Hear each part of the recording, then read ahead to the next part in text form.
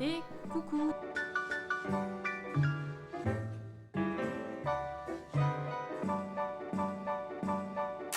On se retrouve jeudi et bah oui, hein, ça peut pas durer tout le temps les bonnes habitudes. Il faut bien qu'il y ait parfois des semaines what the fuck. Bah, c'est cette semaine, voilà. Donc on se retrouve jeudi. Je n'ai pas filmé lundi parce que lundi c'était extension de week-end et ça comptait pas trop.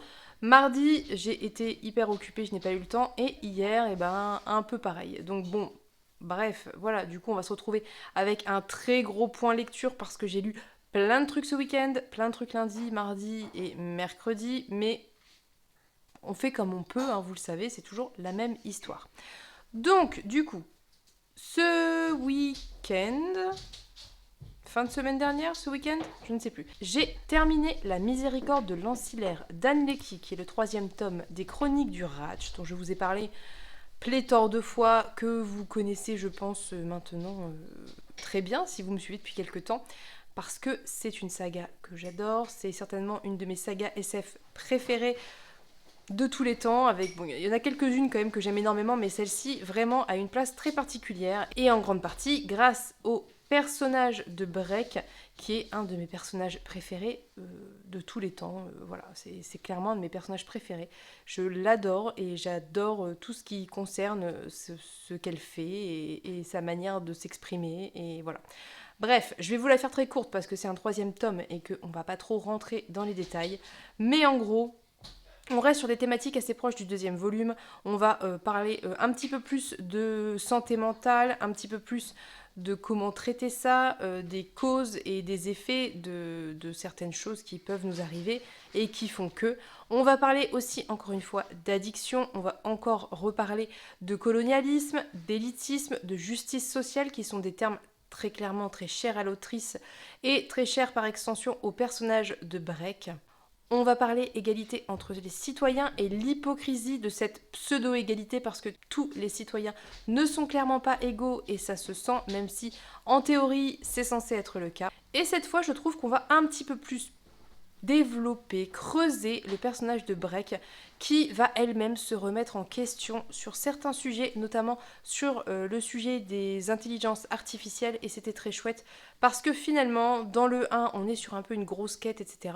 Dans le 2 on est plus sur remodeler l'environnement et découvrir un petit peu les lieutenants notamment qui tournent autour de Breck, et dans ce 3e tome on continue sur cette lancée, mais cette fois-ci c'est Breck elle-même qui va se remettre en question et qui va remettre en question sa manière d'envisager les IA qui l'entourent et dont elle fait quelque part partie, ou elle a fait partie, et notamment le vaisseau, puisqu'elle-même à l'origine est un vaisseau, mais le vaisseau dans lequel elle se déplace, etc., et l'IA qui est la station, donc l'intelligence artificielle qui s'occupe de tous les citoyens sur la planète où tous vivent, en l'occurrence toutes, puisque c'est genré au féminin, donc sur la planète où toutes vivent. Et c'était vraiment très intéressant parce que ça remettait en perspective sa place dans la société de manière générale, et aussi sa place dans cette microcosme, dans cette sur cette petite planète et avec les gens avec qui elle interagit.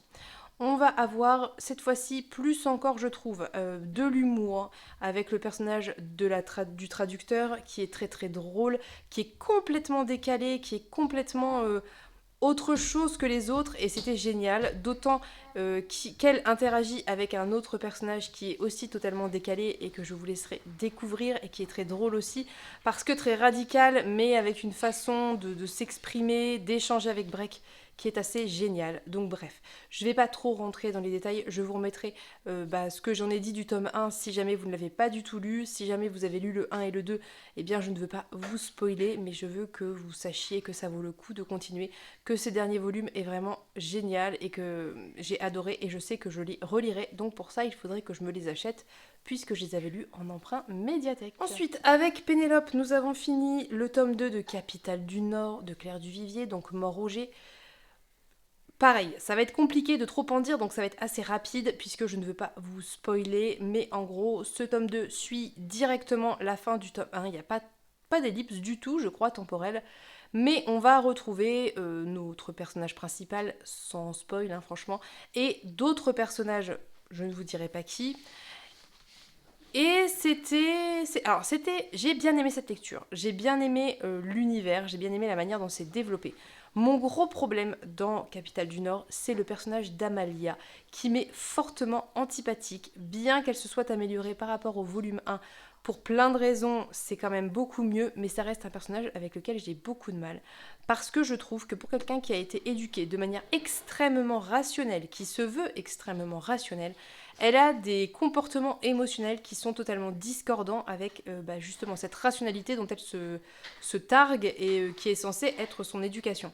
Je trouve qu'elle a une manière d'envisager les relations avec les autres et notamment avec Ebelin, si vous avez lu le 1, vous voyez de qui je parle, qui pour moi sont incompréhensibles. Donc déjà dans le 1, je ne comprenais pas pourquoi elle lui en voulait autant. Je pensais qu'il y avait quelque chose qui ne nous avait pas été donné. Et là, dans le 2, toujours pas. Et en plus de ça, il se passe des choses qui font que ça rend cette haine qu'elle a de lui encore plus incompréhensible et encore plus exaspérante à mon sens. J'ai vraiment du mal avec ce personnage. Je trouve que c'est un personnage qui est extrêmement égoïste. Alors, de par son statut social, c'est une évidence. Mais aussi, je pense qu'elle est, elle a un caractère et une nature qui ne me conviennent pas du tout. Et j'ai du mal avec elle. J'ai vraiment beaucoup de mal avec elle.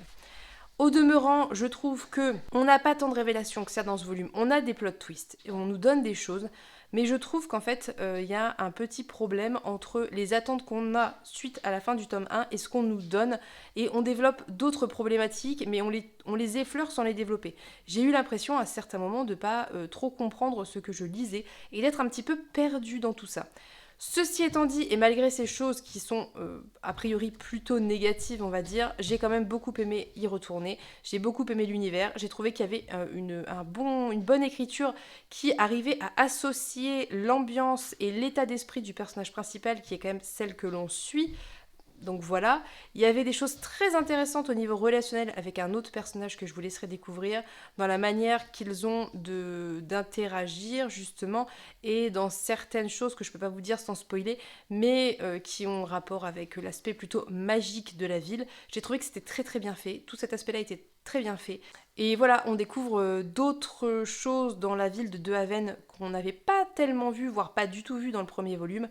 Mais pour moi, il manquait un tout petit peu de quelque chose pour avoir l'impression de saisir. Vous voyez, dans Capitale du Sud, par exemple, le tome 1, j'avais l'impression qu'il y avait plein d'intrigues et que je comprenais rien.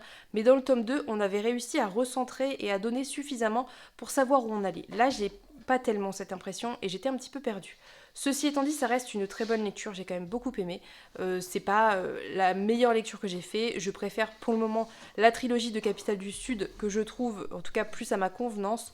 Alors pour des raisons tout à fait personnelles, parce que je préfère le personnage, et ça c'est très personnel, parce que je préfère l'ambiance, et encore une fois ça dépend de vos goûts, parce que moi je préfère l'ambiance méditerranéenne que l'ambiance plutôt hollandaise, mais ça voilà, c'est propre à chacun, et c'est pas des défauts propres intrinsèquement au livre. Mais après, dans l'ensemble, en termes d'intrigue, en termes d'évolution des personnages et de l'intrigue, je préfère quand même Capitale du Sud. Après, à vous de voir. Dites-moi si vous l'avez lu, ce que vous en avez pensé. Il y a des révélations que j'ai trouvées très intéressantes. Il y a des thématiques qui ont été abordées qui étaient très intéressantes et très bien abordées, avec vraiment, je trouve qu'il y a un jeu sur l'écriture qui est assez bon, parce que la surprise que ressent le personnage, que nous on ressent, entre en résonance avec la surprise du personnage, qui pourtant est concerné et aurait dû voir des choses mais ne les a pas vues, parce que voilà, ça répond à des choses très sociales et que nous on connaît, notamment les secrets de famille. Mais bref, je vous laisserai découvrir ça. Et j'ai aussi beaucoup aimé toutes les questions sociales autour de différents statuts sociaux et autour des révoltes, de la manière de se révolter, de s'organiser, de l'organisation des personnes qui ne sont pas d'accord. Et il y avait des références historiques en sous-texte qui étaient très intéressantes. Donc dans l'ensemble, ça reste une bonne lecture. Après, j'attends de voir le 3e volume de Capitale du Sud et enfin le 3e volume de Capitale du Nord pour vous donner un avis final sur les deux sagas ensemble et individuellement. 3e lecture dont je voulais vous parler, c'est Royaume de vent et de colère de Jean-Laurent Del Socorro, que j'ai lu sur ma liseuse. Je vous avais dit que je le lisais, mais j'étais pas trop rentrée dans les détails. Là, je peux vous proposer un résumé parce que c'est un one-shot. c'est très bien. Donc, dans Royaume de vent et de colère, nous sommes à Marseille, à peu près après le massacre de la Saint-Barthélemy, avant l'édit de Nantes, donc dans un très très très fort contexte historique, et d'ailleurs l'auteur le dit lui-même. Donc c'est assez particulier parce que c'est pas forcément une ville dont on parle beaucoup à cette époque-là, pour la simple et bonne raison que tout était centralisé très fort autour de la région parisienne, qui ne s'appelait pas franchement comme ça, mais bref, et aussi un petit peu autour du Pays Basque, d'où venait Henri IV, mais c'est vrai qu'on est assez peu centré sur Marseille et tout ce qui va être côte méditerranéenne de manière générale. Mais c'était du coup très intéressant parce que ça permettait d'évoquer des événements qui se sont passés réellement à Marseille et que l'on connaît très peu. J'ai une assez bonne connaissance de cette période historique, même si pas trop justement de ce qui s'est passé à Marseille. Du coup, c'était très chouette. J'ai un peu complété ces connaissances et j'ai pu un petit peu rechercher des choses pour savoir ce qui était vrai ou pas. L'auteur a choisi de ne pas faire du chrony, donc la finalité de ce qui se passe à Marseille, c'est la vraie finalité de ce qui s'est passé à Marseille. Donc voilà, bref, on va suivre à peu près, je crois, 6 personnages totalement différents. Donc on va être sur une narration à multiples points de vue, comme le fait, je pense, très souvent Jean-Laurent Del Socorro. Je dirais pas à chaque fois parce que je crois que dans Boudica c'est pas le cas, mais en tout cas assez souvent.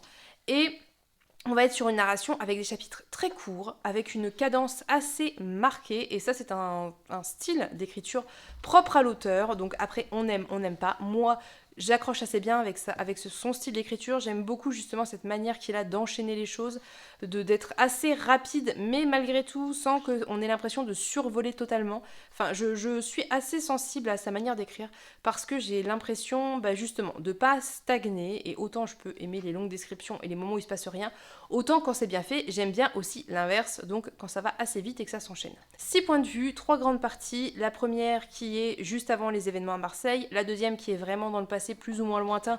On va retracer un petit peu les chemins de vie des personnages qui plus ou moins se connaissent et se croisent dans la première partie, et la troisième partie qui est très resserrée en termes de temps et qui va être autour de l'événement qui se passe à Marseille.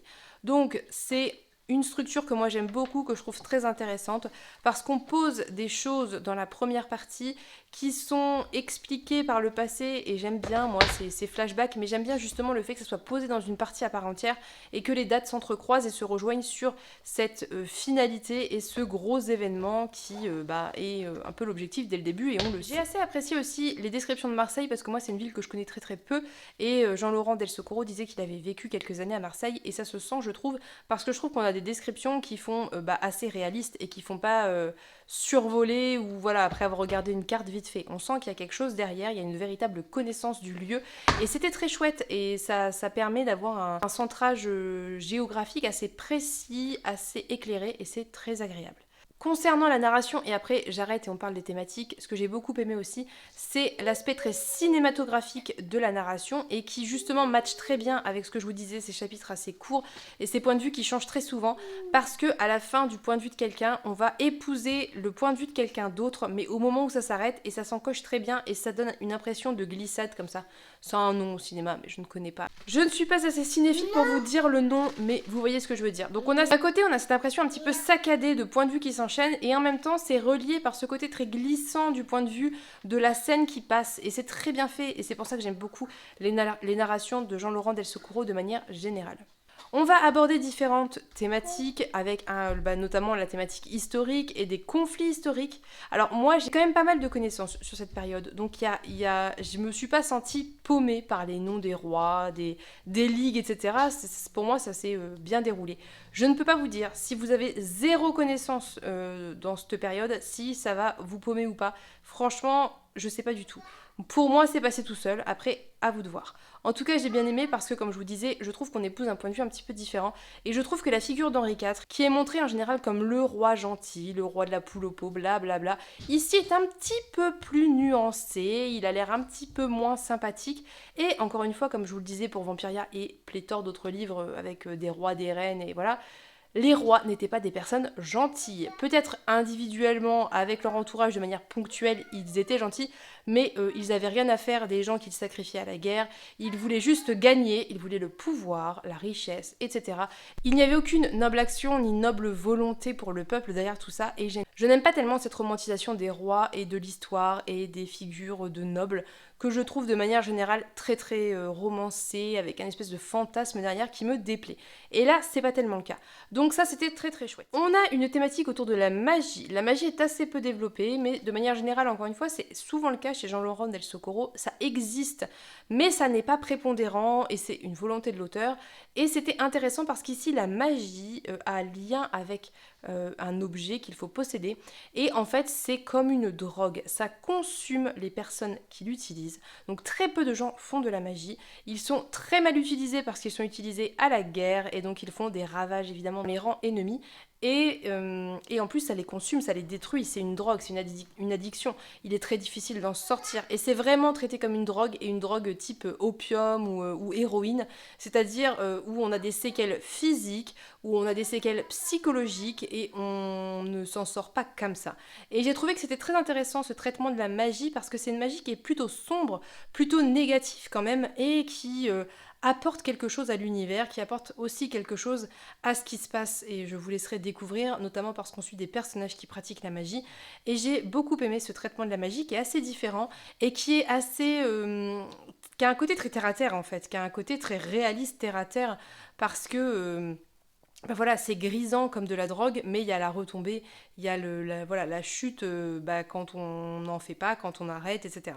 Donc ça, c'était vraiment un aspect très très intéressant. Et dernier point que je voulais évoquer et que j'ai beaucoup apprécié, encore une fois, c'est les figures féminines chez Jean-Laurent Del Socorro. Je trouve qu'il... alors je sais pas si c'est un effort le mot, je sais pas si pour lui c'est un effort, mais il a le grand mérite de présenter des figures féminines intéressantes. Donc on va suivre plusieurs femmes, et ce sont des femmes que l'on peut dire fortes, mais pas fortes parfaites, pas fortes dans une espèce de fantasme de femmes parfaites, extrêmement fortes et tout. Elles ont des faiblesses, il y a des choses qui vont moins bien que d'autres, elles ne sont pas parfaites, mais elles sont fortes parce elles arrivent à s'émanciper en fait. Elles arrivent à faire des choix qui ne vont pas dans le sens de la société, du patriarcat et de ce que l'on attend d'elles. C'est ça que j'entends par fort. Avec ce que ça implique en négatif, elles sont assez nuancées. C'est pas des femmes qui sont toutes roses, qui n'ont fait que du bien et des bonnes choses, très très loin de là. Mais justement, j'aime beaucoup ça. Et j'aime beaucoup ces personnages féminins. J'avais beaucoup aimé Boudica, j'ai beaucoup aimé Morgane et toutes les chevalières. Et encore une fois ici, j'ai beaucoup aimé les personnages qu'ils nous proposent. On va parler un petit peu de maternité avec des personnages qui ont la maternité pas forcément facile, pas forcément aisée. Et ça, c'est bien aussi de le montrer et d'en parler. On va parler aussi de relations, alors de relations amoureuses ou amicales, mais très intéressantes. Et on va parler aussi de ce qu'elles ont dû faire en bien ou en mal et de comment ça les marque. Et voilà, on est vraiment sur des personnages nuancés qui sont traités en fait comme des hommes, si ce n'est qu'elles doivent plus se battre que les hommes pour obtenir ce qu'elles veulent, mais qui sont traités comme on traiterait en tout cas de la part de l'auteur comme des personnages masculins. Elles ne sont pas hyper sexualisées, elles ne sont pas toutes jeunes, bien faites et parfaites, loin de là, puisqu'on a un personnage qui a passé je crois la cinquantaine, et c'est chouette et ça fait du bien et merci. J'aime beaucoup vraiment les personnages féminins chez Jean-Laurent Del Socorro. Alors c'est pas tellement creusé, mais parce que Jean-Laurent Del Socorro creuse pas énormément ces personnages, bien qu'ici on ait un petit peu plus d'explications de par la partie passée, mais voilà, ça reste pas aussi creusé que ce que certaines personnes apprécient, je pense par exemple à Juliette, mais moi j'aime bien, ça me convient très bien, et je trouve qu'on nous donne l'essentiel pour saisir la personnalité des personnages, et ça me va, et j'aime beaucoup ces personnages féminins. Dernière lecture dont je voulais vous parler, je vous en parlerai demain parce que j'ai assez parlé, j'ai la gorge sèche et j'ai un petit enfant à côté de moi qui s'impatiente. Donc demain on parlera de l'Aube d'Octavia Butler que j'ai terminé, que j'ai adoré sans grande surprise, j'adore cette autrice, j'adore ses écrits. Mais là je crois que c'est la fin, il va falloir que j'arrête, ça fait 20 minutes, donc je pense que on sera bon pour aujourd'hui. Et demain de toute façon je dois filmer pour la semaine prochaine, donc on en profitera pour faire un point sur l'Aube et peut-être sur mes lectures en cours, puisque je suis en train de lire Les Graciers de Kieran Millwood Hargrave, que je suis en train de lire Emils, Les Archives de l'Exode, toujours le Tchaïkovski qu'il faut absolument que je termine, et c'est tout. Ah si, et du coup sur Liseuse, je suis en train de lire Elana de Pierre Bottero. Et j'ai terminé Le Pont des Tempêtes que j'ai lu en 2 jours je crois, dont il faut aussi que je vous parle. Donc demain, note à moi-même, on parle de l'Aube, on parle du Pont des Tempêtes, on se fera un point sur tout ça, et puis on verra ce que je fais, ce que j'ai à vous montrer, etc. Donc je vous laisse maintenant avant que ça dégénère, je vous fais de gros bisous et on se dit à demain.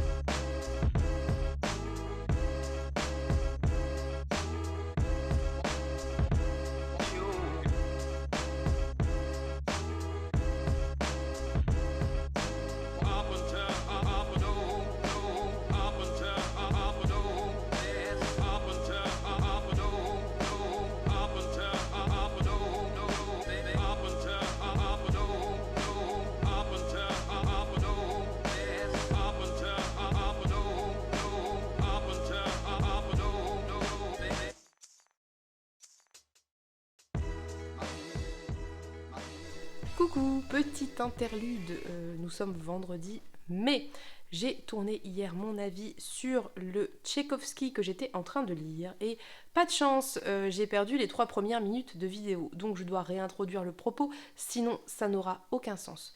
Donc je vous disais, et vous allez le voir dans quelques instants, que j'avais ma tête du soir puisque j'ai filmé à passer minuit, que j'étais huileuse de mes soins de nuit et que c'est comme ça, on va faire avec, on va s'en remettre, voilà.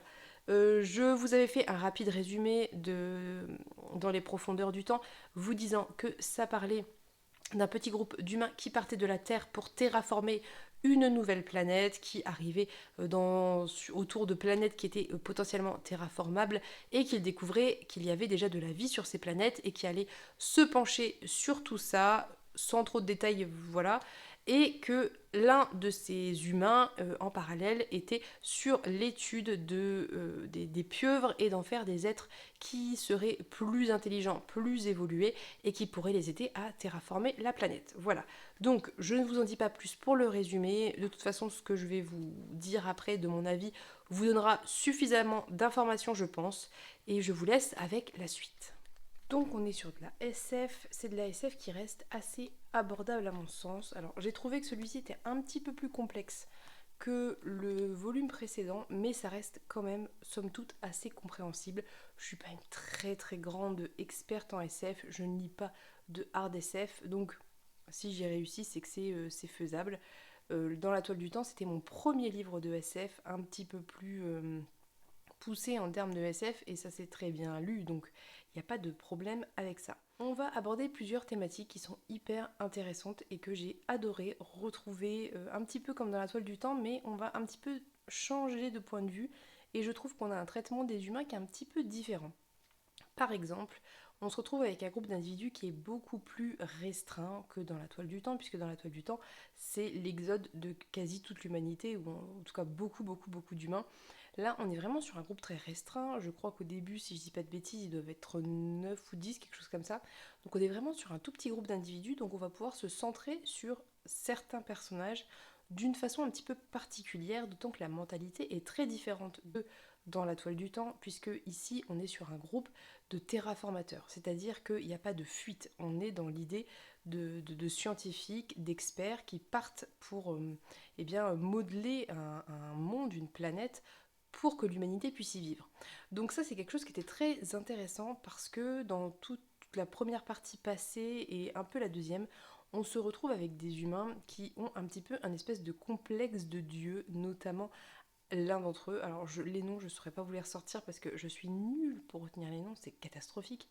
Mais le chef, en gros, de l'expédition, et voilà, se prend un petit peu pour Dieu et a très très envie de créer cette planète pour rester dans les mémoires, pour être le premier. Et je me suis amusée un petit peu à compter les occurrences de premier humain. Et je crois que j'en ai trouvé juste dans la première partie du passé 5 ou 6. Ça veut dire que c'est vraiment une obsession pour ce personnage. Et très rapidement, il va se faire appeler l'autorité avec un A majuscule. Donc comme on ferait pour Dieu, hein, quand on parle de Dieu dans un livre, on met un D majuscule, ou quand on dit il, un I majuscule, bah là c'est pareil, sauf que lui s'appelle l'autorité. Donc on est vraiment sur cette espèce de complexe de créateur, cette espèce de complexe d'ego surdimensionné. Et c'est vraiment hyper intéressant parce que ça va très vite rentrer en contradiction et ça va très vite rentrer en conflit avec le fait qu'ils n'ont plus aucune nouvelle de la Terre, ni d'autres humains vivants, qu'ils sont potentiellement du coup les derniers humains vivants de l'univers. Et c'est très dur à vivre pour eux tous, pour plein de raisons qu'on peut imaginer, hein, je veux dire la famille, etc. Mais surtout pour lui, parce que du coup, son objectif qui était d'être le premier A, qui était d'avoir un projet qui resterait dans les mémoires de l'humanité, d'avoir son nom dans les manuels d'école, et je n'invente pas, hein, c'est dit dans le livre, eh bien se retrouve à brasser du vide, parce que potentiellement il n'y a plus de manuel d'école, il n'y a plus d'humanité, et en fait, le projet de terraformer la planète pour accueillir potentiellement d'autres humains n'a plus de sens. Ça veut dire que s'ils le font, là, ça sera que pour eux survivre sur ce petit groupe. Et ça va du coup, de ça va découler d'autres thématiques qui vont être traitées de manière hyper intéressante, notamment la santé mentale, notamment la dépression par exemple, notamment les angoisses, la sociabilisation, etc. J'ai beaucoup aimé la manière dont l'auteur montrait un petit peu cette espèce de mentalité humaine qui est beaucoup dénoncée, je trouve, même si les personnages ne sont pas tout noirs ou tout blancs. Hein. Je veux dire, même ce personnage-là n'est pas foncièrement mauvais ou méchant, mais juste cette espèce d'égoïsme typiquement humain, purement humain, et ce complexe de Dieu, en fait. Et ça se retrouve dans ce personnage-là avec son projet de terraformation sur une des planètes, et on trouve son autre pendant, entre guillemets, avec l'autre personnage, donc d'Isra, qui lui veut faire évoluer les pieuvres et veut en faire des créatures intelligentes et se coupe totalement du reste du groupe, se coupe totalement du reste du monde pour se concentrer sur ce projet qui lui est propre et ne vivre et ne penser qu'à ça.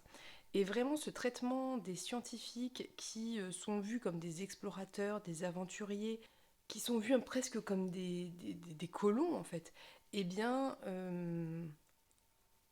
et nuancé par en fait les ambitions individuelles et égoïstes des protagonistes. Et en fait, eux ne se voient pas comme ça pour la simple et bonne raison qu'ils mènent une quête qui leur est propre, qui leur est personnelle. Et on le retrouve dans toute la manière de présenter les choses. C'est vraiment, je pense, l'un des aspects en tout cas que moi j'ai le plus apprécié dans ce livre, contrairement à Dans la toile du temps où j'avais beaucoup plus apprécié les parties du présent, alors c'est pas vraiment exactement ça, mais les parties concernant les araignées. Ici j'ai beaucoup aimé au contraire l'aspect humain que je trouvais un petit peu moins développé et moins intéressant que dans la toile du temps. Et c'était très chouette. J'ai trouvé que les personnages étaient assez antipathiques, mais au fil du temps, on arrive à nouer quand même un certain attachement à leur personne parce qu'on se rend compte que c'est pas des personnages qui sont foncièrement mauvais déjà, et surtout que ils ont leur propre dysfonctionnement, ils ont leurs propres problèmes, et qu'ils ne sont pas méchants, et que ils ont des relations entre eux qui sont particulières. Par exemple, ce personnage qui se fait nommer l'autorité déplore à certains moments d'être un petit peu exclu des relations qu'ont les autres entre eux, parce qu'il y en a qui ont des relations plus ou moins amicales, amoureuses, et lui en est un petit peu exclu. Et il essaie de nouer des liens avec Disra, mais Disra est trop dans son truc, et trop sur ses pieuvres, et se fiche un peu du reste du groupe. Donc bref, c'était vraiment un de mes aspects préférés dans cet ouvrage. On les voit quand même pas mal sombrer, tous autant qu'ils sont, pour plein de raisons que je ne vais pas évoquer pour ne pas vous spoiler, mais on les voit quand même sombrer au fil du temps, au fur et à mesure des découvertes ou des non-découvertes, au fur et à mesure qu'il se passe certains événements, certaines choses, et bref. Je ne vais pas m'étendre plus parce que je pense que vous avez compris l'idée, mais j'ai vraiment beaucoup aimé tous ces aspects-là que j'ai trouvé passionnants. En parallèle de ça, on va retrouver un petit peu aussi notre monde terraformé aussi d'ailleurs, que l'on a dans la toile du temps, et il y avait plein de choses qui étaient hyper intéressantes de cet aspect-là. Donc là, c'est plutôt l'aspect présent. J'ai beaucoup aimé parce que la différence avec beaucoup d'autres livres, c'est que souvent l'humanité est au centre de tout.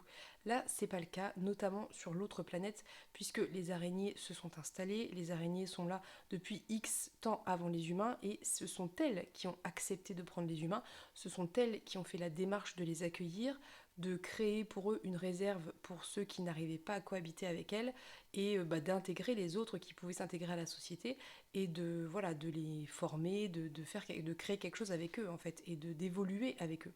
Mais du coup, c'est à l'humanité de s'adapter. Et ça, c'était hyper intéressant dans plein de petits détails un peu bébêtes en fait et très simples, mais que j'ai trouvé bien fait. Typiquement, les araignées communiquent pas du tout comme les humains, puisque les humains communiquent avec des mots, principalement, pas que, mais principalement, alors que les araignées communiquent beaucoup par vibration. Du coup, les humains ont dû se conformer à cette sensibilité typique aux araignées et doivent porter des chaussons très épais pour ne pas déranger les araignées dans leur manière de se déplacer en tapant des pieds par exemple. Autre point qui était très intéressant, c'est que ça a été aux humains de s'adapter à la manière de communiquer des araignées. C'est-à-dire que c'est pas les araignées qui vont développer des cordes vocales ou que sais-je pour parler avec les humains, c'est les humains qui doivent créer ce qu'il faut pour pouvoir communiquer avec les araignées. Donc soit en apprenant à communiquer via ces vibrations, via la gestuelle typique des araignées, soit en utilisant des machines qui servent un petit peu de traducteurs. C'est vraiment des choses que j'ai trouvées très intéressantes parce que, comme je vous dis, ça décentre le point de vue et pour une fois, c'est à l'humanité de s'adapter et c'est pas si souvent, je trouve, qu'on retrouve cet aspect-là dans les livres. C'est même assez rare de manière générale. Un troisième aspect que j'ai beaucoup aimé, c'est tout ce qui va concerner la matriarchie des araignées, puisque vous savez, je pense que chez les araignées, il arrive très souvent que les mâles soient mangés par les femelles parce qu'ils n'ont aucun autre intérêt que l'accouplement.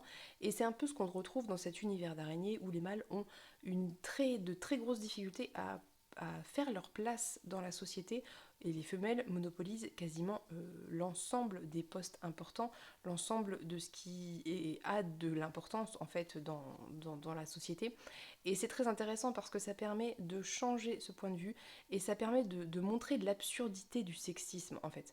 En mettant les mâles dans des positions d'inférieurs où ils ne sont pas écoutés, ils ne sont pas considérés, où pendant très longtemps ils savent que s'ils disent pas ce qu'il faut, ils peuvent se faire bouffer, en montrant que la société a évolué, que soi-disant ils sont égaux, mais que dans les faits il y a très peu de mâles qui arrivent à des postes intéressants.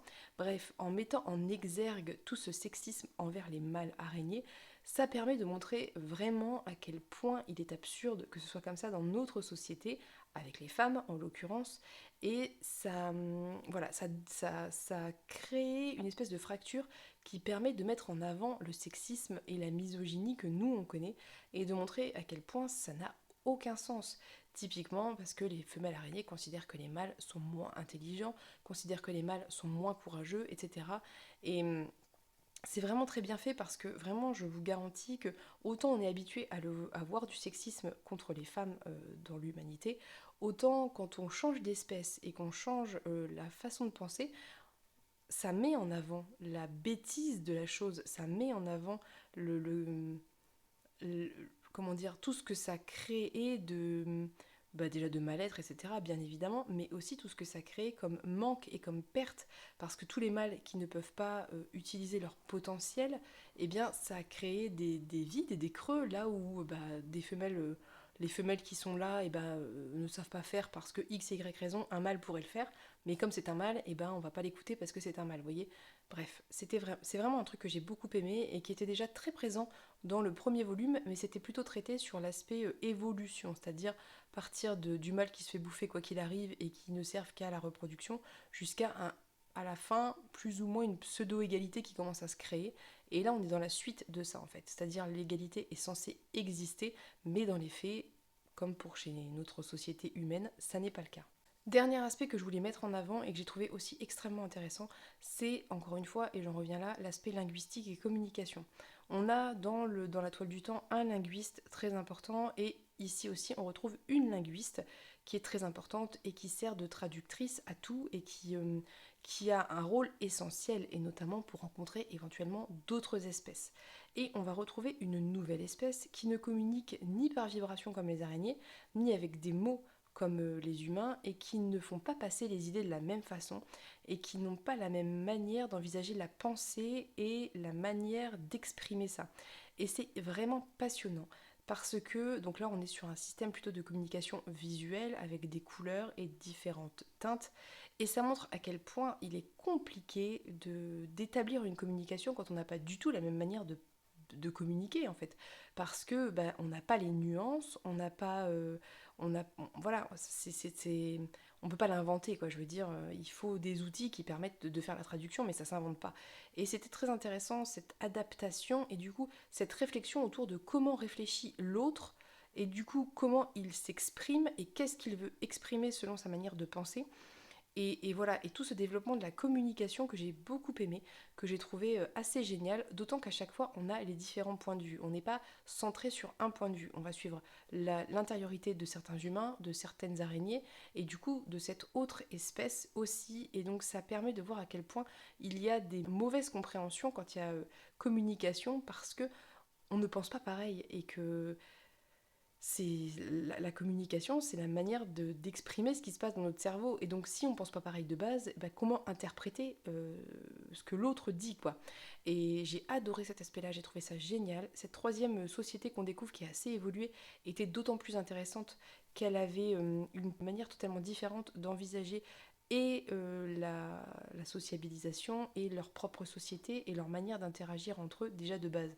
Et c'était vraiment très chouette parce qu'on n'est pas du tout sur la même façon de penser. C'est-à-dire que pour cette troisième société, par exemple, il est inenvisageable d'avoir une idée fixe et de rester centré sur cette idée et de se battre pour cette idée de manière continue. Il est tout à fait normal de changer d'idée, d'évoluer, voilà, d'être d'accord avec l'un et puis l'instant d'après de ne plus être d'accord avec. Et c'est pas du tout la façon de penser des humains et des araignées qui ont fini par réussir à cohabiter. Et donc ça met une espèce de nouvelle équation dans la chose qui était vraiment très intéressante.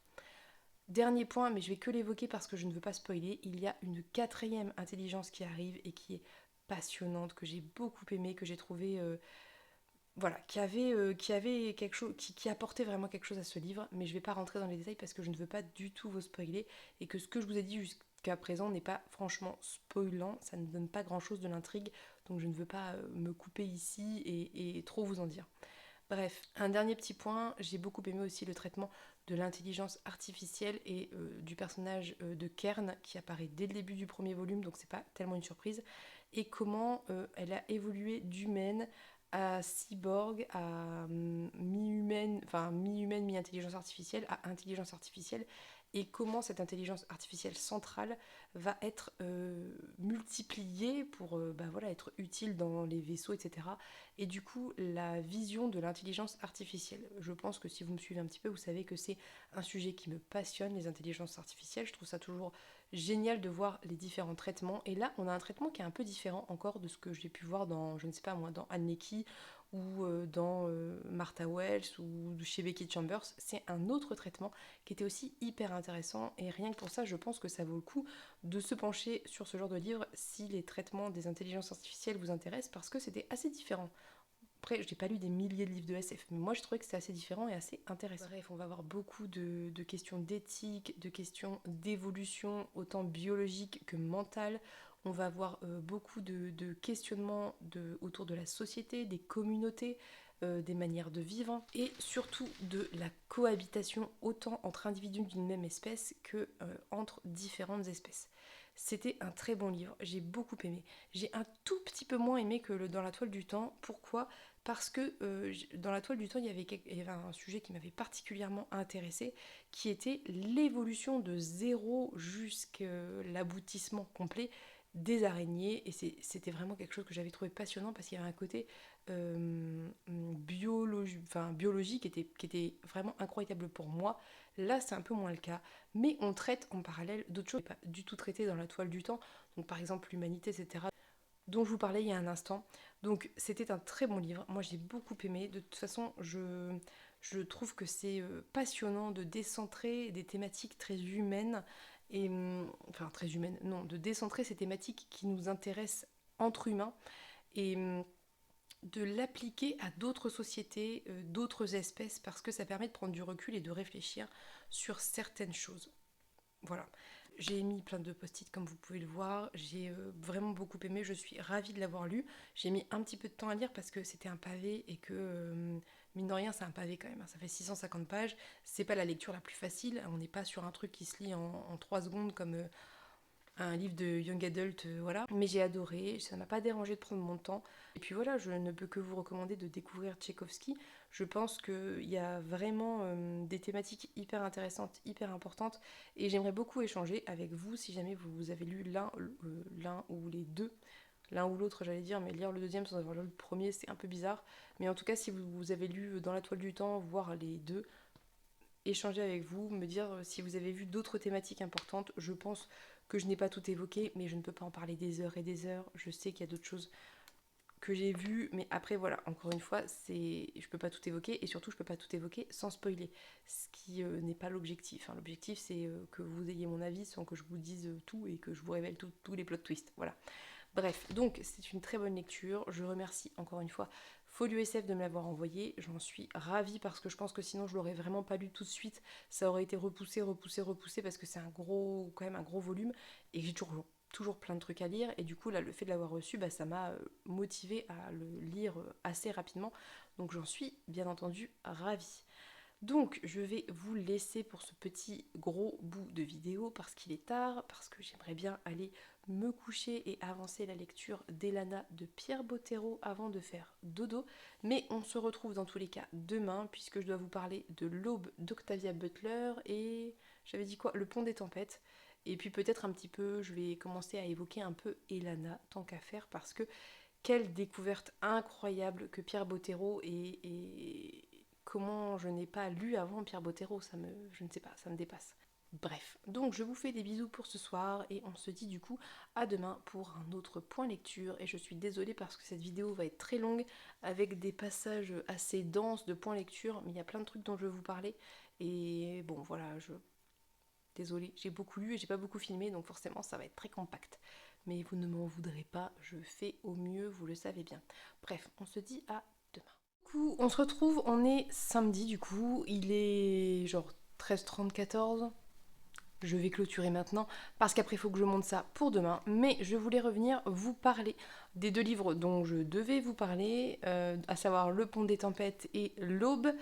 Et puis ce sera tout pour cette semaine parce que j'ai pas mal lu et du coup je vous aurais pas parlé des lectures en cours, mais tant pis, on fera un point la semaine prochaine. Mais là il faut que je fasse ça et que je vous parle d'abord de ça parce que c'est 2 lectures assez... Alors l'Aube importante par rapport les thématiques et parce que j'ai adoré, et Le Pont des Tempêtes parce que j'avais pas mal de choses à en dire par rapport aux attentes que j'en avais. Donc c'est parti, on y va. Alors, je vais commencer avec Le Pont des Tempêtes, que je n'ai pas, puisque si vous avez suivi mes stories sur Instagram, vous savez que je l'ai pris en numérique pour le lire en numérique et savoir si j'avais envie de l'acheter en belle version ou pas, et donc me faire un avis avant de lâcher quasiment 30 balles, hein, voilà. Et donc je l'ai pris en numérique, je l'ai lu en numérique, donc je ne vais pas vous le montrer. Soit, on y va. Donc, dans Le Pont des Tempêtes, on suit une jeune femme qui s'appelle Lara, qui vit dans le royaume de Madrina, bon bref, Madrinia, je crois, Madrina, bon bref, peu importe. Et qui, en fait, a été élevée par son père et par plein de maîtres d'apprentissage pour être une espionne parfaite et pour remplir le contrat passé avec le royaume d'à côté qui s'appelle Itakana et qui contrôle le pont, d'où le titre Le Pont des Tempêtes. Voilà. Donc elle a été éduquée comme une parfaite espionne, elle sait tuer, elle sait manipuler les poisons, elle sait se battre, elle sait faire voilà, tout ce que peut faire une super espionne méga forte. Et elle va épouser le souverain d'à côté, donc le souverain du pont, qui s'appelle Arène. Elle, dès le début, hein, ça arrive tout au début, elle épouse Arène et elle part à Itakana, donc là où il y a ce fameux pont qui contrôle tout le commerce des royaumes autour, d'où son importance. Donc sa mission à elle, c'est de trouver la faille dans tout ça, dans ce royaume qui est très fermé, très secret et très bien contrôlé, pour envoyer ça à son père et pour donc eh bien qu'il puisse envahir Itakana et prendre le contrôle à leur tour, puisque Lara est persuadée qu'à cause d'Itakana, son peuple meurt de faim et fait tout pour, voilà, pour les affaiblir. Bref, je vais pas trop m'attarder sur le résumé, je pense que tout le monde l'a plus ou moins vu passer, et je vais passer à mon avis. Alors, je suis assez mitigée. Alors, c'est difficile à dire, mitigée, si, c'est mitigé le mot. Pourquoi? J'avais quand même des attentes par rapport à ce livre pour 2 raisons principales. À savoir, il est publié chez Brajlon et pas chez Big Bang, donc je m'attendais à quelque chose d'assez adulte, ce qui n'est pas le cas, hormis les scènes de sexe explicites. Et d'autre part parce que j'avais quand même vu pas mal d'avis disant que c'était voilà, assez développé en termes de politique, etc. De ce fait, j'avais quand même des attentes qui ont été relativement déçues. Et j'ai dû redescendre, rabaisser mes attentes pour apprécier la lecture à sa juste valeur. Très sincèrement, ça se lit très bien, ça se lit tout seul, c'est addictif, je l'ai lu hyper vite, j'avais envie de savoir. Mais une fois le livre refermé, entre guillemets, une fois le livre terminé, je n'ai pas envie spécialement d'avoir la suite et je ne pense pas que je lirai la suite très sincèrement. Donc, je vais vous donner les points que j'ai trouvés plutôt négatifs, les points que j'ai trouvés plutôt positifs et je vous laisserai vous faire votre avis concernant cet ouvrage. Le premier gros point négatif pour moi, c'est quelque chose qui m'a dérangé en fait. c'est tout l'aspect physique des personnages. J'ai trouvé extrêmement déplaisant d'avoir des personnages constamment nus, d'avoir des personnages qui passent leur temps à se mater et d'avoir des personnages décrits en long, en large, en travers et en expliquant à quel point ils sont beaux, ils sont parfaits, ils sont musclés, ils sont sveltes, ils ont les épaules larges, elles ont des poitrines fermes, enfin tout ce que vous pouvez vous imaginer sur une description classique en fait d'un physique parfait selon les normes de la société.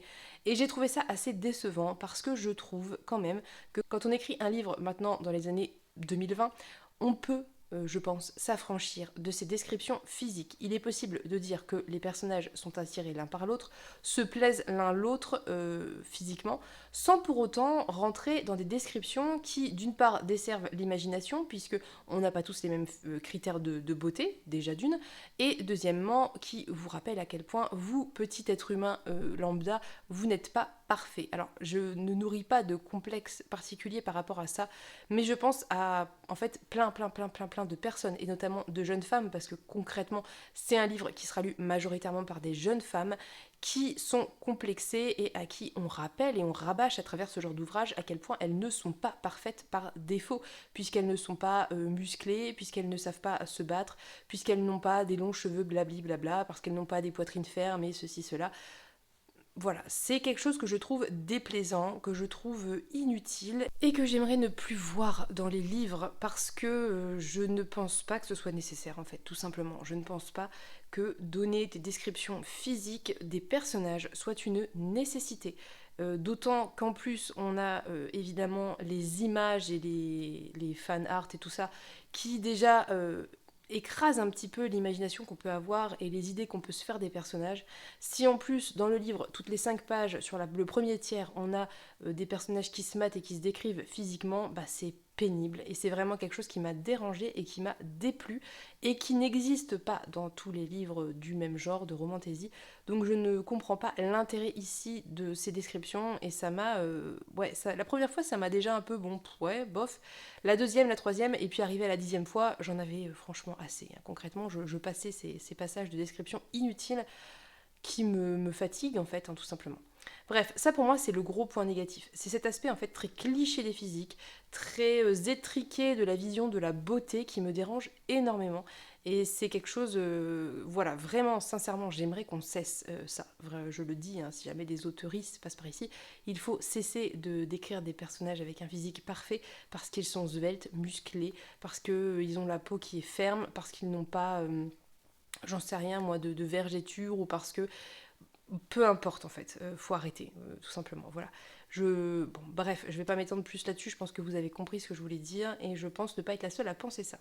Soit, ça c'était le gros point négatif. Après, dans les points plutôt négatifs, bien que ça dépend en fait de votre vision des choses et de vos goûts, il y a tout ce qui est très cliché, et on est dans quelque chose, somme toute, d'assez cliché en termes d'histoire. Alors autant l'univers est sympa, l'histoire du pont c'est sympa, ça change, tout ce qui va être autour du pont est plutôt chouette, autant dans les tropes, dans les personnages, on est quand même sur du cliché. Je trouve que Lara, par exemple, est très cliché. Ça veut dire qu'on est sur un personnage féminin qui va être fort de par son éducation, mais qui, du coup, tombe dans ce cliché dont Juliette parlait il n'y a pas si longtemps, de la fille pas comme les autres, entre guillemets, là. Et bon, voilà, du coup, son caractère est pas incroyable. En fait, elle est ce qu'on attend d'elle, et c'est un peu dommage. Il n'y a pas de moment où moi, j'ai été surprise par ses réactions. Je me suis dit, c'est une réaction qui sonne juste, et juste dans le sens... réel de la chose. Et bon voilà, du coup j'ai pas eu d'attachement particulier à Lara, je l'ai trouvé somme toute très cliché, très banal, le roi arène un peu aussi, là où lui se démarque et où c'était d'ailleurs un des points positifs de cet ouvrage, c'est qu'il demande le consentement de Lara avant de la toucher et avant qu'il y ait des échanges salivaires, j'allais dire, des échanges physiques entre eux, etc. Il est très respectueux d'elle, il est très respectueux de manière générale des femmes et ça c'est très bien. Et c'est un des gros points positifs à mon sens du livre et de la romance. Mais sinon, il est aussi, somme toute, assez cliché. Il est un petit peu plus attachant parce que il a ce côté très honnête que n'a pas Lara de par son statut d'espionne. Mais bon, ça reste deux personnages assez clichés sous tous les aspects, avec des tropes assez clichés, avec voilà, le déroulement de leur relation est plutôt pas mal parce qu'elle se construit réellement, ce qui n'est pas toujours le cas en romantaisie.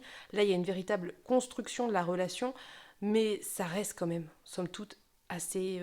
voilà, c'est un topos typique de ce genre. Et bon, alors moi, les clichés, les topos, ça peut passer, ça peut ne pas me déranger, si on arrive à faire quelque chose par-dessus qui fait que... Mais là, c'était pas franchement le cas. Donc voilà, pas plus de ce côté-là. La politique, ça est présente, mais reste quand même très secondaire. En fait, on lit ce livre-là pour lire l'histoire d'amour, et moi... Finalement, très, très rapidement, alors que j'adore ça, je me suis désintéressée des histoires de commerce et de politique parce que je savais où ça allait aller, je savais comment ça allait se terminer et que du coup, il n'y avait pas tellement d'enjeux réels à la chose. Et puis, voilà, et finalement, en fait, les personnages que j'ai préférés, c'est quelques personnages secondaires, bien que même assez clichés aussi, mais plutôt sympathiques. Et la fin m'a laissée totalement dubitative parce qu'on part sur un quiproquo et que je déteste ça, je déteste les non-dits qui créent des situations de tension, c'est un truc qui m'exaspère au plus haut point et que je n'ai pas compris les choix qu'a fait Lara et qui a mené à cette situation finale. Moralité de cette lecture, c'était hyper addictif, j'avais envie de savoir, j'ai bien aimé la romance, en tout cas dans sa construction, j'ai trouvé que les scènes de sexe étaient très bien réalisées parce qu'elles n'étaient ni vulgaires, ni gênantes, ni dégoûtantes, et ça c'est pas mal parce que c'est pas souvent le cas, je tiens à le noter. Il n'y en a pas beaucoup non plus, donc c'est aussi très bien, mais c'était très attendu, c'était assez cliché, c'était sympa, mais ça va pas révolutionner le genre. Et si je compare à Light Lark, qui est un petit peu dans le même genre d'état d'esprit, on va dire, j'ai trouvé que Light Lark était meilleur, alors que tout le monde, alors que les commentaires en anglais détruisaient Light Lark et vantaient beaucoup Le Pont des Tempêtes. Au final, moi j'ai trouvé que Light Lark était bien meilleur parce qu'il était beaucoup plus surprenant et qu'il se passait beaucoup plus de choses que je n'attendais pas. Et c'est ça un petit peu aussi que je recherche quand je lis de la romantaisie, ce qui arrive très rarement, on s'entend bien. Mais soit. Je pense qu'en fait, c'est de la très bonne romantaisie si vraiment on veut de la romantaisie et qu'on veut pas un truc trop adulte, hein, parce que moi je trouve pas que ça soit de la fantaisie adulte. Hein. Enfin, je veux dire, romantaisie, ça veut pas forcément dire ado, enfin en tout cas c'est pas censé vouloir dire que ado, on peut avoir de la romance adulte, et là j'ai pas trouvé que c'était adulte, pour moi ça n'a rien à faire en adulte, si ce n'est les scènes de sexe explicites, et effectivement je comprends que c'est compliqué de mettre ce genre de livre dans les mains d'ados, alors que voilà, il y a des choses décrites et tout, mais concrètement, à part ça, tout le reste c'est très ado quoi. Bon, c'était sympa. Après, voilà, je sais que je n'aime pas trop ça. J'essaie quand même d'en lire quand je vois quelque chose qui sort un peu du lot parce que je veux pas rester bloquée comme une vieille réac sur mes idées concernant la romantaisie. Mais c'était pas incroyable. C'était sympa, sans plus. Je pense pas que je continuerai parce que je n'ai pas le temps, franchement, de continuer des livres qui me plaisent très moyennement. Voilà, donc si vous avez aimé Le Pont des Tempêtes, ne le prenez pas mal parce que, encore une fois, ce n'est pas un mauvais livre. En tout cas, moi je ne pense pas que ce soit un mauvais livre et ce n'est pas ce que je dis. Je dis juste qu'effectivement, c'est pas le genre de lecture que je recherche et je m'attendais à quelque chose d'autre, et c'est peut-être là où la différence se joue avec Light Lark, où je n'attendais rien et ça m'a beaucoup plu et j'ai trouvé que c'était surprenant, que c'était assez étonnant sur plein d'aspects. Et c'est là où j'ai été déçue avec Le Pont des Tempêtes, où j'avais plus d'attentes et finalement c'était très très classique. Voilà, donc je vais pas m'attarder plus sur cette lecture parce que j'ai pas grand chose à en dire de plus, hein. Je pense que vous aurez compris la teneur. Si vous aimez beaucoup la romantaisie, je pense que ça peut vous plaire. Si vous n'êtes pas trop romantaisie, peut-être essayer, je ne sais pas. Si vous n'aimez pas ça, c'est pas ça qui va changer votre avis sur la chose, à mon avis. Mais mention spéciale pour tout ce qui concerne le consentement et le respect, et ça c'était très bien. Soit, on va passer maintenant à une bien meilleure lecture, une lecture de science-fiction adulte. Donc c'est le tome 1 de la saga Xenogenesis d'Octavia Butler, qui est une saga a priori en 3 tomes, je crois. Le tome 2 vient juste de sortir en avril, il me semble, au Diable Vauvert, et j'ai lu ça plus ou moins en lecture commune avec Anaïs, la poulposophie que je vous remettrai en barre d'infos sur Instagram. On devait le lire depuis un certain temps, on s'est lancé, moi j'étais très à la bourre, mais je l'ai lu en fait très très vite puisque je l'ai quasiment lu intégralement sur une journée. Dans l'Aube, on est dans un contexte post-apocalyptique, c'est-à-dire qu'il y a eu une guerre nucléaire qui a détruit quasiment la totalité de l'humanité et ce qui restait d'humain a été a priori sauvé par des extraterrestres qui les ont pris dans leur vaisseau et qui les ont plus ou moins mis en stase le temps de les étudier et le temps de réhabiliter la Terre. En tout cas, c'est ce qu'on nous dit au début de l'ouvrage. Et on va suivre principalement le personnage de Lilith, qui est une jeune femme qui a 26-28 ans, quelque chose comme ça, une jeune femme noire, et qui donc se réveille dans une chambre qu'elle ne connaît pas et qui, à plusieurs reprises, est interrogée par des voix sans savoir par qui. Et à chaque fois, elle est rendormie, réveillée, elle ne sait pas ni le temps qui s'est écoulé, ni où elle est, ni qui l'interroge, et elle va découvrir au tout début de l'ouvrage que ce sont des extraterrestres, puisque l'un d'entre eux va se présenter et va lui expliquer en gros le grand projet qui est mené avec l'humanité. Donc on est en présence d'extraterrestres qui ne sont pas a priori méchants, qui ne sont pas, comme on peut dire, hostiles à l'humanité, et qui expliquent très simplement à Lilith que eux, leur grand intérêt à la chose, c'est l'échange. Ça veut dire qu'ils veulent apprendre des humains, a priori, et en échange, ils vont redonner à l'humanité la Terre qui aura eu le temps d'être réhabilitée et leur redonner ce qu'il leur faut pour survivre sur cette Terre et qu'ils puissent reprendre leur vie. En tout cas, c'est comme ça que c'est présenté au début à Lilith, bien qu'elle ait des doutes sur ce qu'implique l'échange et qu'elle se pose beaucoup de questions. On est, comme dans les autres que j'ai lus d'Octavia Butler, en présence d'un personnage féminin assez fort, ou du moins pas fort forcément comme on l'entend de manière générale, c'est-à-dire un personnage qui va se battre et tout, mais un personnage qui remet en question, qui réfléchit et qui n'est pas soumise, qui a une capacité de recul et qui fait ce qu'il faut pour survivre et fait ce qu'il faut aussi pour avancer. On va poser beaucoup de questions et c'est très intéressant parce que en choisissant de décentrer totalement ce personnage et le reste de l'humanité du contexte habituel de la Terre et de saga peut-être plus terre à terre comme elle a pu le faire, on repose des questions qui sont propres à la plupart de ces livres, mais qui ne sont plus que dans un enjeu entre humains, et ça permet d'avoir un autre point de vue sur tout ça. Je m'explique si ce n'est pas clair. Typiquement, il va y avoir forcément un rapport de force entre les extraterrestres et les humains, puisque de toute évidence, les humains dépendent des extraterrestres, ne peuvent pas faire ce qu'ils veulent, ont des conditions pour sortir de stase, ont des conditions pour pouvoir retourner sur Terre, et ils doivent répondre à ces exigences des extraterrestres. Donc on va être dans ce rapport de force-soumission entre l'humanité et les extraterrestres, et évidemment ça repose des questions typiquement qu'on avait pu retrouver dans Lien de sang par rapport notamment à l'esclavagisme, par rapport au rapport entre la personne qui doit obéir à un maître, et aussi du coup, et c'est ça qui était très très intéressant, sur les liens d'affect qui peuvent relier au fil du temps et au fil des expériences la personne soumise par force à son oppresseur. Et c'est ça qui va se poser ici en fait, c'est que Lilith, un certain temps, va fréquenter un voire des extraterrestres, et que même si elle est dans cette optique de retourner sur Terre, de s'enfuir et de reprendre, enfin en tout cas refaire sa vie, elle ne peut pas ne pas lier de lien avec les personnes avec qui elle est quotidiennement, et ça pose vraiment des questions hyper intéressantes, comme on avait, je vous le dis encore une fois, dans le Lien de sang, par exemple, est-ce que s'attacher à ce qui s'apparente à un oppresseur, c'est de la trahison? Est-ce qu'on peut nouer des liens avec l'oppresseur sans rentrer dans la compromission? Toutes ces thématiques vraiment passionnantes, intéressantes et aussi très dures quelque part, parce que c'est quelque chose qui est très mal vécu par les personnes qui sont soumises et qui voudraient se révolter et qui essaient de se révolter mais qui ne le peuvent pas, hein, qui n'ont pas les moyens de le faire, et qui malgré eux se retrouvent à nouer des liens d'affect. Et encore une fois aussi des questions, par exemple notamment rapport au consentement. Est-ce qu'on peut dire qu'on peut faire un choix éclairé et consentir à une situation quand on n'a que deux possibilités, à savoir c'est oui ou c'est non, et avec ce que ça implique de choisir l'un ou l'autre? Donc est-ce qu'on peut réellement appeler ça du consentement? On va se poser la question de faire perdurer l'espèce au prix de la servitude. Est-ce qu'il vaut mieux mourir et pour ne pas être asservi, ou est-ce qu'il vaut mieux vivre et essayer de s'enfuir et accepter une certaine servitude, soit pendant un moment donné, soit à long terme?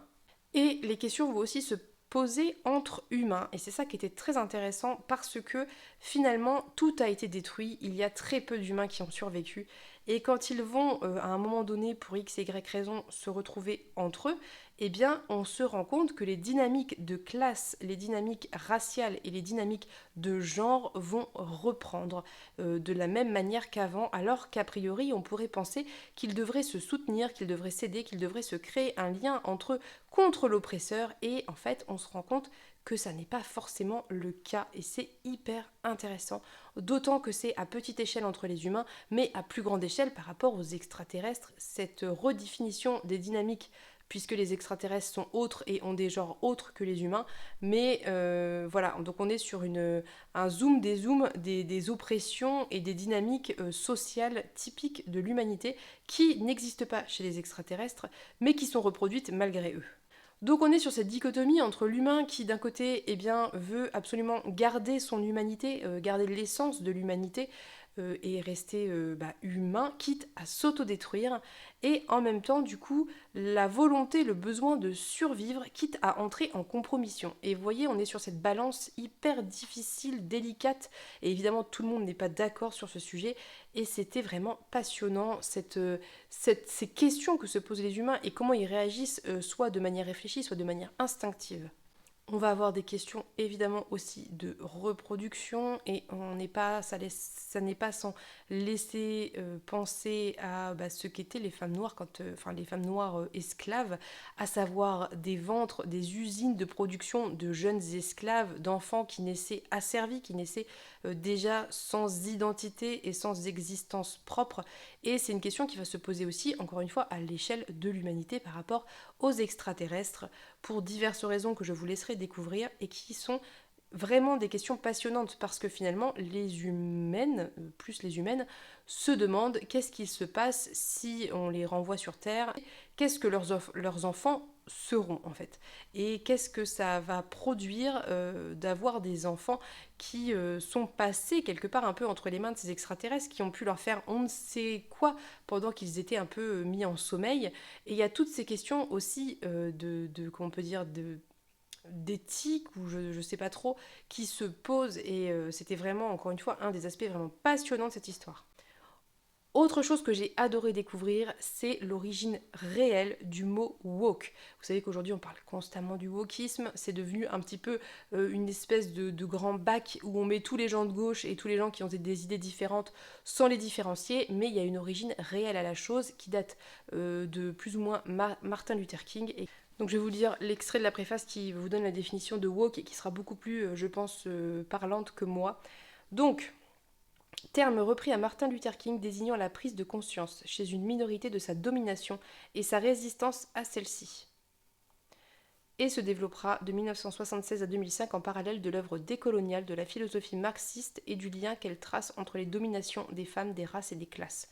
Donc voilà, ce qu'on appelle wokisme aujourd'hui, à l'origine, c'était cette prise de conscience d'être dominé, et de la résistance que l'on met en place, et pas forcément toujours une résistance violente, pas forcément toujours une résistance frontale.